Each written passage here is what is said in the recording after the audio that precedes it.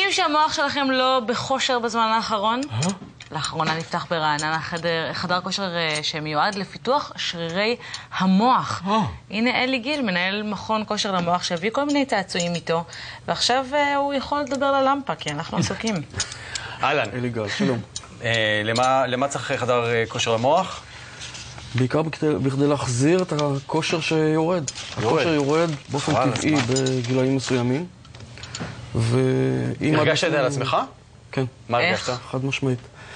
בערך לפני כמה שנים, 3-4 שנים, התחלתי להרגיש קצת ירידה בזיכרון, ואני תמיד הייתי חד מאוד. תמיד זכרתי כל דבר, מספרי טלפון, שמות של אנשים, שמות של מקומות שהייתי בהם, מפות, וזה התחיל לרדת. זה הפריע לי בעבודה. והתחלתי להתעניין בנושא הזה. קניתי כמה תוכנות, התחלתי להתאמן, וראיתי שזה עוזר. מה, מיינד פיט וכל מיני כאלה? מיינד פיט זה אחת מהן. יש היום כמה עשרות תוכנות בעולם. מיינד פיט זה תוכנה טובה, היא היחידה שיש בעברית. לנו יש בסביבות 15 תוכנות שונות בחדר הכושר, והרעיון הוא לשלב ולגוון. אחד הדברים הכי קשים באימון המוח הוא בדיוק כמו בכושר גופני, זה השעמום. זה משעמם אש. התוכנות האלה הן פשוט מכה. מה זה, מה קורה? אם אתה מגוון נכון, ואתה עובד בקבוצה, ואתה עובד בהדרכה ולא לבד, השעמום נעשה יותר קל. כן?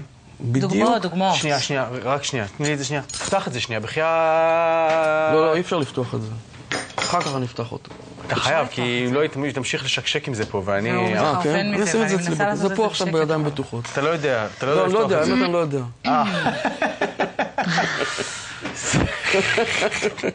לא, אני יודע, אבל אני אפתח אותו אחר כך. הונאה. אוקיי. האמת זה לא נפתח בכלל. זה סתם. זה סתם. לא, זה נפתח. לא, זה לא נפתח. לא? הרעיון הוא לשים הרבה מאוד אתגרים, לעשות את העבודה ביחד, ואז השעמום נעשה הרבה יותר נוח. תוך כמה זמן אם אני מגיע לחדר הכושר הזה, תוך כמה אני צריך להשקיע, מבחינת זמן ומשאבים, ותוך כמה זמן אני עשוי להרגיש שיפור במצבי הקריטי? רוב המתאמנים אצלנו, אני מדבר על רוב המתאמנים ולא עליך, מרגישים תוצאות אחרי כחודשיים. כשהעבודה היא בערך 2 בשבוע, 3 פעמים בשבוע, תלוי לפי הצורך, שיטת העבודה שלנו היא כמו חדר כושר גופני. באים כמה שרוצים. בדיוק כך, עושים הרשמה לחודש, או לחודשיים, או ל3 חודשים, באים כל פעם שרוצים.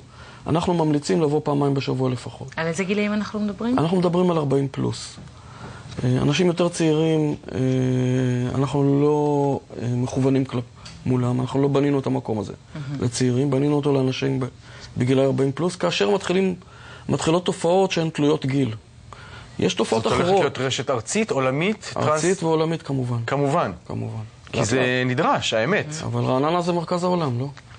של מי שגר ברעננה, ללא כל ספק. לכן שמנו את ברנטרן ברעננה. מה, אפשר לראות דוגמאות למשחקי המחשב? בהחלט. בשביל זה אני פה, לא?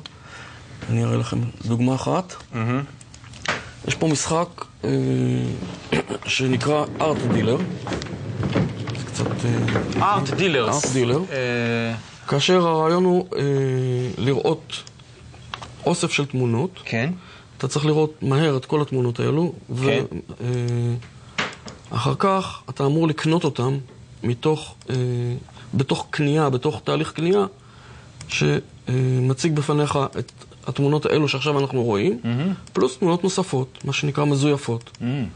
ואתה אמור לבחור מה התמונות הנכונות ומה התמונות המזויפות. אגב, זה תמונות של ציירים אמיתיים. אוקיי. וככל שאתה אוסף תמונות נכונות יותר, אתה גם מקבל כסף, לא צריך אפילו להביא. לא צריך בלי ערבות, בלי שום דבר. ועכשיו תבחר את התמונות הנכונות. היה. אתה קונה, יפה מאוד. כן. לא היה. בוא נראה. היה. לא היה. לא היה. לא היה. לא היה. לא היה. bad choice. אוקיי, בסדר, bad choice פה ושם. לא היה זה. שאני אגיד לך כמה המדריכים שלנו עושים? כמה? 16 מ-16. 16 מ-16? טוב. אבל זה אחרי תרגול. זה אחרי תרגול. כל דבר אפשר לתרגל. אתה רוצה לראות עוד משהו? כן? יש לי זמן לעוד משהו? אני לא יודע. חצי דקה. בחצי דקה אתה יכול לתת לי משהו? נשים משהו. אני כבר מרגיש יותר טוב, אני כבר המחשבות שלי יותר צלולות בהרבה. נכון, שפרה? כן. אתה זוכר את המשחק לא. סיימון? סיימון, כן. סיימון, אוקיי. זה דומה לסיימון, אבל הוא בא רק בצבע אחד והוא מסתובב. אוקיי. עכשיו ראית? אתה צריך לזכור את השניים שסובבו. גולד, דינג דונג, כן. סיימון, יא רבי. עכשיו. מה? הלאה. שים לב. דינג דונג דנג, אוקיי. טה טה טה טה, טוב. יאללה, עכשיו? לה לה. את הקודמים? אני את מעדיף, הזה וזה. אני מעדיף את האלצהיימר הנוח והחמים שלי על פני זה. כן, אלצהיימר זה נוח בעיקר למשתמש, אבל מה עם המשפחה? אלי גל, תודה רבה. תודה רבה. תודה רבה. תודה לכם.